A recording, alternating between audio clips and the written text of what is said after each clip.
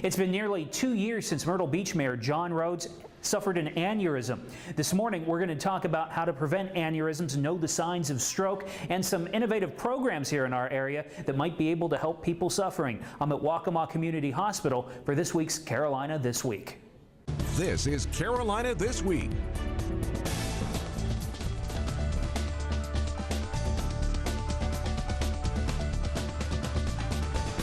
Carolina This Week with Tim McGinnis. In late December 2012, Myrtle Beach Mayor John Rhodes thought something was wrong. He had a very bad headache. Next thing you knew, it was diagnosed as an aneurysm. He was at MUSC in Charleston. Now there's programs available that might make things a little bit easier on people who suffer those types of problems around here. Here's Myrtle Beach Mayor John Rhodes. Well, Mayor Rhodes, it's been almost 2 years since we had you on Carolina This Week talking about you recovering from an aneurysm that you had during the Beach Ball Classic that you put on every year in Myrtle Beach. I think it was December 27th. Was that 2012? December 27th, 2012, yes. How do you feel today? I feel great. You know, I'm very fortunate to have been able to be put in the hands of some unbelievable doctors that knew what to do and took care of the problem, and I'm just glad to be here. What happened that night? We've talked about this before, but just briefly, you were having a really bad headache, as I recall. Well, what happened to build up to it is like I've always said, is symptoms. We didn't know. About 3 weeks before, at City Council, everything just sort of went dark in front of my eyes for about 5 seconds or so, and I thought it was like a sugar spike. And then about a week later, I went home after work, and Sophie, my granddaughter, came running up to me, and I picked her up. And when I did, it felt like that I had moved the wrong way and pulled a muscle. You know, your age, sometimes you can jump over and move the wrong way too quick. It's not like being young again. Mm-hmm. And so I just, dang, I said, Terry, I said, you know, I pulled this muscle, my neck is hurting. But it went on, and then about a day or so later, when I coughed, it was like, whoom. Mm-hmm. And I said, well, it must be this pulled muscle. And then on the 27th of December, well, actually the 26th of December, I did a proclamation for Everett Golson. And Wayne Gray looked at me, and because he was going to read it out, he said, are you nervous about this? I said, what, doing that? I said, no, I'm not nervous. He says, well, you look sweaty. And I didn't think anything about it. And the next day when I got to the convention center, I walked over to sit down at the press table, and when I did, it was like the worst headache explosion you've ever had. I mean, it just like boom. And I call it the thunderclap. And I'm sitting there holding my head, and Chad Smith and Jay Martin looked at me and says, we need to get your blood pressure checked. I said, my head's hurting. It's not my blood pressure. You know, your face is beet red. I said, well, I'll be all right. Just, you know, just get something. And so, no, we're going over to the EMT. Went over, and he took my blood pressure, and it was 240 over 130. And he says, Mayor, we're going to the hospital. I said, let me get my blood pressure pills. He says, no, we're going to the hospital now. And if you're my dad, that's where you're going to be. And I said, okay. I want to jump ahead in the story. You ended up at MUSC in Charleston. Mm-hmm. If the REACH program was around back then, you think that you could have come, you would have had to have made that trip? I don't think there's a question about having made the trip, but what would have happened was if they'd have been here and they would have been able to detect what the symptoms were and what was happening, they could have prescribed some medicine for me to take that would be probably life-saving. We knew that it was an aneurysm. We didn't know it was a bleeding aneurysm. They would have been able to detect that quickly. So I feel certain that if I'd have been able to come to Waccamaw or any hospital that had the REACH program, that it could have been life-saving, because, I mean, you know, after they operated it, Tim, they told me I was one of the 25% that lives to tell about this. So, you know, I was a 75% loser.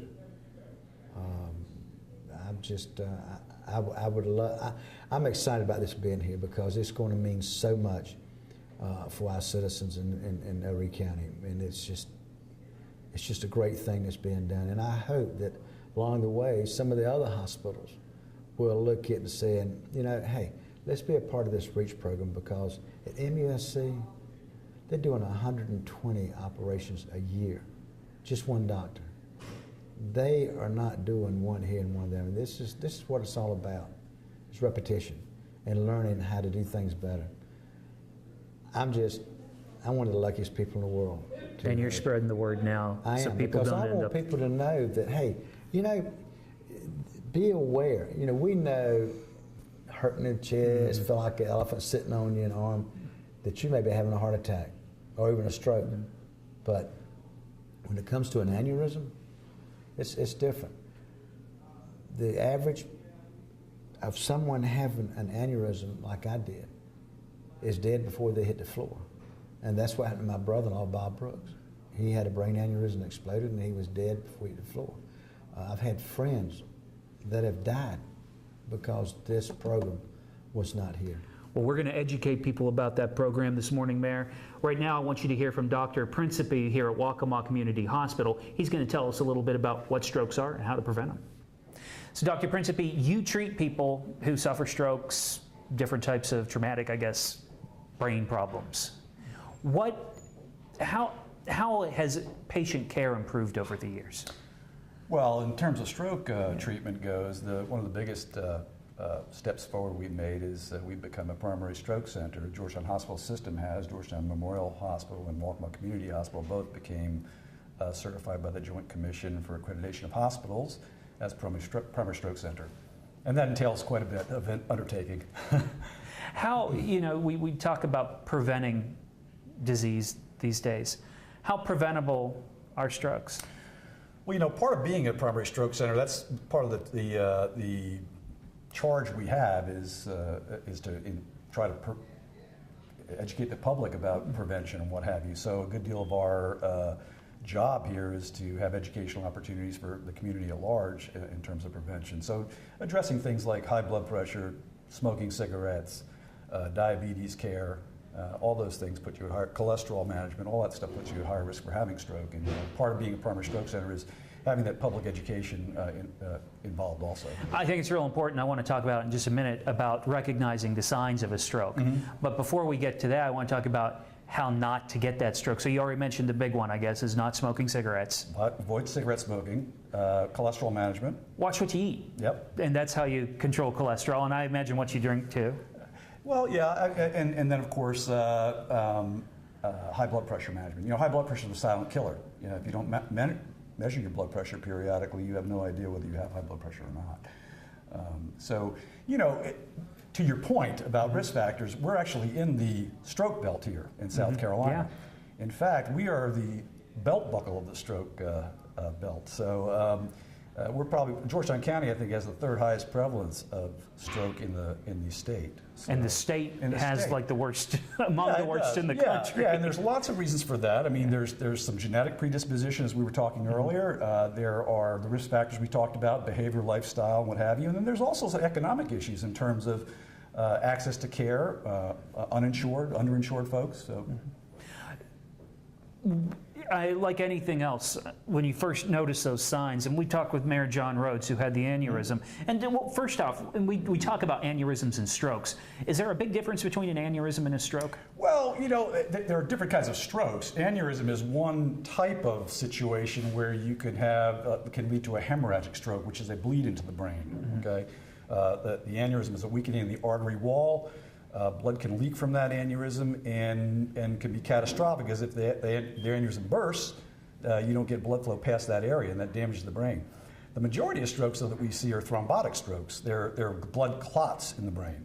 So probably 80% of strokes that we see are thrombotic in nature, or embolic. That's because a clot in an artery that causes the stroke. So, you know, stroke in general, aneurysms are just sort of one subset.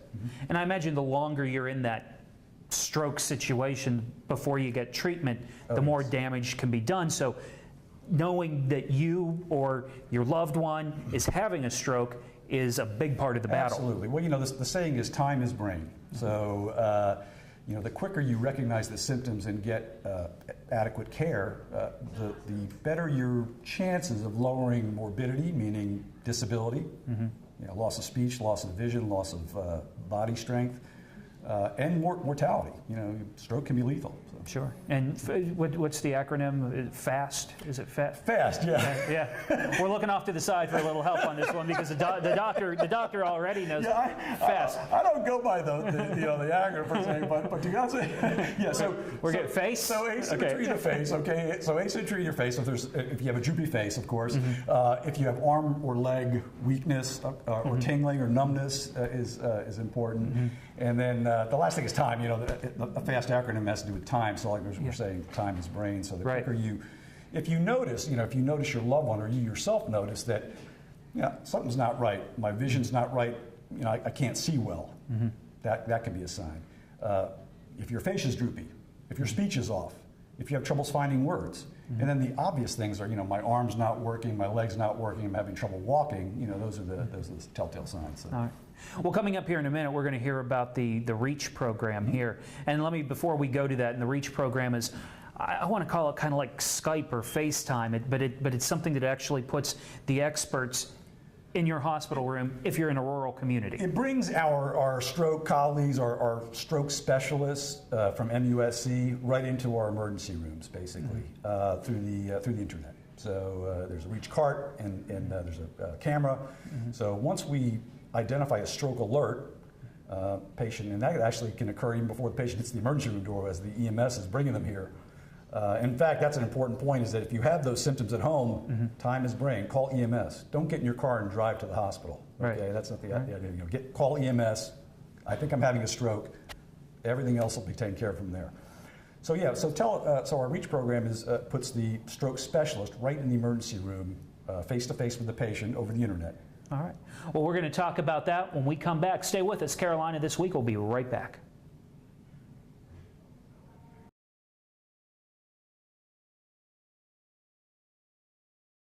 We heard us talk about it earlier. It's called the REACH program. It's kind of like Skype or FaceTime. Here's how it works. Okay, Brooke Riedel, you work this machine, which really doesn't look like it's really substantial or monumental, but I guess good things come in small packages, because this could really make a huge difference for somebody who's suffering a stroke or some other type of, brain problem. Tell me a little bit about what it does. Yes, this is a wonderful machine. This is the REACH cart, and it is the remote evaluation of the acute ischemic stroke for our patients here at Waccamaw. We use this along with the physicians at MUSC to help us identify those patients so we can treat them quickly. So a patient would come in here, you would, hook up different... This is completely wireless. Completely wireless. How do you then down in Charleston, I'm sorry, this is Dr. Christine Homestead. Doctor, how do you down in Charleston know what's happening with the person on this end just from interfacing with this machine? Sure. So when a suspected stroke patient comes to one of our spokes, like Waccamaw or Georgetown, Brooke or one of the physicians that work in the ED will actually call our admit transfer center and activate a REACH consult. And so that basically pages out to about 13 stroke docs. The doc of the day picks up the REACH call, meaning we just call into the ATC, confirm that we've gotten the page, and then we log on to our laptops or our desktops, wherever we are. Brooke rolls this cart to the foot of the bed, so this is what the patient would see. They'd be able to see my face come up in here, and I interact directly with the patient, the family, the doctor, the nurse, and I examine the patient with a camera. I have full control of the camera from Charleston. So I'm able to zoom in, zoom out, examine everything, and the nurse stays at the bedside and helps us do the neurologic evaluation. And basically what we're trying to do with REACH is to evaluate patients that may be candidates for a clot-busting medicine. And it's really important that these patients are treated very quickly, because the quicker you treat, the better the patients do and the less complications there are from the medication. So that's why these carts go into the smaller community hospitals around the state that are affiliated with MUSC, and that we log on and check them out and decide if they need that medicine or not. So if you decide somebody here needs to see somebody from MUSC, you might be out raking leaves on Sunday Correct. At 12:30. You can just hop inside and almost like a FaceTime or a Correct. Skype call. Right. Exactly. That's exactly what it is. That's what you That's do. exactly what it is. It's like taking the consultant, and this is the consultant. So my face is here, I'm moving the cart's at the foot of the bed, and we're talking and interacting with the family. We're pretty proud of our log-on time is about 8 minutes. So if you think about most consultants getting to an ED, usually not 8 minutes. So you're getting a stroke specialist in your emergency department in 8 minutes to evaluate your patient. And as you say, I can do these reach consults everywhere. I've done them anywhere from the pool to Walmart, Toys R Us, wherever. We do them everywhere. Is it really, I don't want to say that this would be a gimmick in any way, but is this a gimmick or is this something that can really help somebody You know, who's in trouble? We make a tremendous impact throughout the state. So before this program, because it's a program, it's not just one cart, we have, actually right now we have 13 spoke sites and we're going to 17 by the end of the year. We've been doing this since 2007. We've done over 5,000 consults. We've treated 36% of patients that we see with TPA, which is a much higher treatment rate than most areas. And right now, we're, you know, about 65% of South Carolinians are within a 60-minute drive of TPA, and our goal is to get to over 96% by the end of this year. So that means that patients are having a stroke in some remote areas of South Carolina can get to a hospital that is either linked to us or linked to one of the other large stroke centers throughout the state of South Carolina and be seen by a stroke specialist right away. We've been talking about Myrtle Beach Mayor John Rhodes and the aneurysm he suffered about 2 years ago. He had to go the whole way down to MUSC, and I guess he left the hospital here to go there. Is this technology something that could have helped somebody like him 2 years ago? Right. One of the great advantages of this program and using the REACH program is that we're able to help centers like Waccamaw and Georgetown become primary stroke centers. It sort of helps, you know, by us all being interactive. It's more than just us treating patients. It's really developing a collaborative relationship between different hospitals and building a stroke system of care throughout the state so that patients can stay closer to home. Their families, you know, if we treat a patient here, now Waccamaw and Georgetown are able to support that patient in their ICU and keep the patient here, work the patient up, get them to rehab or whatever it is they need without them ever leaving the community. So it's a tremendous tool, not just to treat the patients, but to empower smaller hospitals to care for stroke patients throughout South Carolina.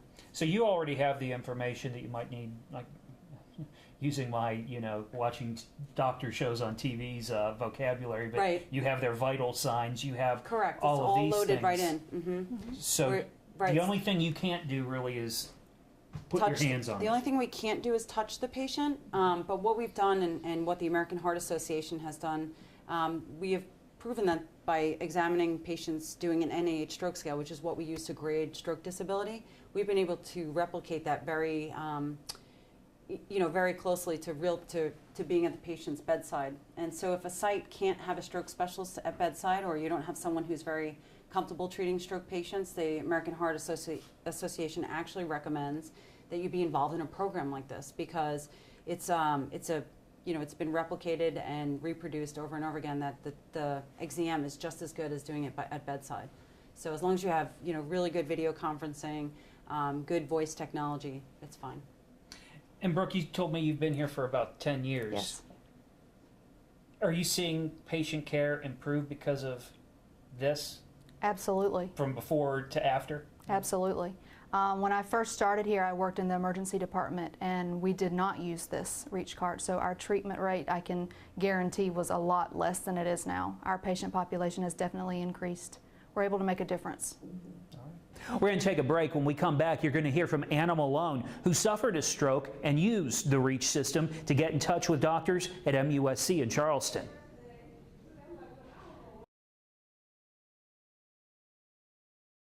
Anna Malone's in her early 50s. Not long ago, in August of this year, she suffered a stroke and she used the REACH system here at Waccamaw Community Hospital. And Anna, we talked about the REACH system and the camera, and I call it like FaceTime or Skype or something people are probably familiar at in their homes. What was it like as a patient having a doctor about 100 miles south of us take a look at you? It was a little bit unusual, a little unconventional. Yeah. I'm used to them standing over the bed and, you know, doing your blood pressure and all, and he was a voice in the sky. Yeah. So. Do you feel that having a stroke specialist from that hospital helped with your care here? Absolutely, absolutely. Of course, Waccamaw here, I mean, they were fantastic. They took me straight in. I just barely made it in the door. They had me in a wheelchair and in the back. And very compassionate. I mean, they didn't let me do anything. They undressed me. They knew what was going on right away, and of course, then they went straight to the REACH program. And then there was the doctor in the sky. So, Trying to talk to people, one of the things I want to get across to people is you can help yourself if you think you're having a stroke. Right. We talk about the fast, the knowing your face and knowing the different things. What was it for you? How did you know you were having a stroke and you needed to get care? I knew something was wrong when I was watching television, and my vision started to double, and then it started to fade, and then it would double. I really didn't start getting the weakness on the left side of the body until I drove up to the hospital here. Of course, I only live 5 minutes away, but let me add, I should not have had my husband drive me. I should have called 911, of course, to an ambulance, because they have everything they need in there. But my vision was going. I knew something was wrong, but I didn't really know it was a stroke. But once I got here and the weakness started before I walked in the door, on my left side, my hand was tingling, my left leg was dragging, and my husband's and my face was drooping. It started drooping, and it was hard to understand what I was saying. So that's when I knew, I was in the stroke mode. But at home, when the sight was going, I just thought maybe something was wrong with my sight, I think it was one of the things I wasn't looking for.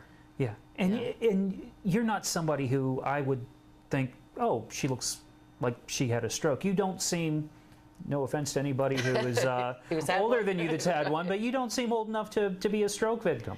I really do. I've heard that people who are in their 20s have had strokes, and and younger children have had strokes, but and I've seen people who have had strokes that have not had the medication that I had, and they are definitely stroke victims. You can truly see it, and I feel so bad that they didn't have this when they had their stroke. What's your advice to people? You think something's wrong, it probably is, and you need to go. Don't waste any time. Exactly. All right. What do you want to say about the people who gave you the care? Oh, they were fantastic. Yeah. Fantastic. I can see. I was blind, and that was one of the scary things. They're really, really fast. They were professional, and most of all, caring. I had a lot of them hold my hands, So. Any repercussions from the stroke that last for you? Right now, I'm having a lot of memory problems. I still have left side weakness, but I can walk and I can talk and I can move my arms. Wow. And I'm happy to be here. All right. Very happy. Thank you very much, Anna. Thank you. Stay with us. We'll be right back. I want to thank all the doctors and patients and workers here at Waccamaw Community Hospital who helped us out today. Thanks for joining us for Carolina This Week.